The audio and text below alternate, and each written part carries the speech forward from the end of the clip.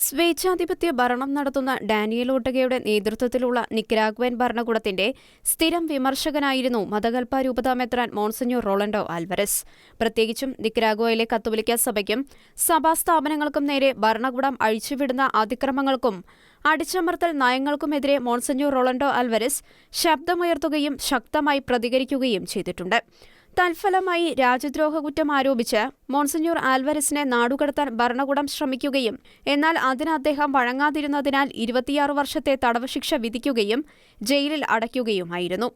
എന്നാൽ ഇപ്പോൾ 4 മാസങ്ങൾക്കു ശേഷം ഭരണകൂടം ബിഷപ്പിനെ ജയിൽ മോചിതനാക്കി എന്ന വാർത്ത ന്യൂസ് ഏജൻസിയായ റോയിട്ടേഴ്സ് പുറത്തുവിട്ടെങ്കിലും സർക്കാരുമായുള്ള ചർച്ച പരാജയപ്പെട്ട സാഹചര്യത്തിലും ഭരണകൂടം മുന്നോട്ടുവെച്ച നിബന്ധനകൾ, പ്രത്യേകിച്ച് നിക്കരാഗ്വ വിട്ടുപോകണം തുടങ്ങിയ നിബന്ധനകൾക്ക് ബിഷപ്പ് വഴങ്ങാതെ വന്ന സാഹചര്യത്തിലും അദ്ദേഹത്തെ ഭരണകൂടം വീണ്ടും ജയിലിലേക്ക് തിരിച്ച് അയച്ചിരിക്കുകയാണ്.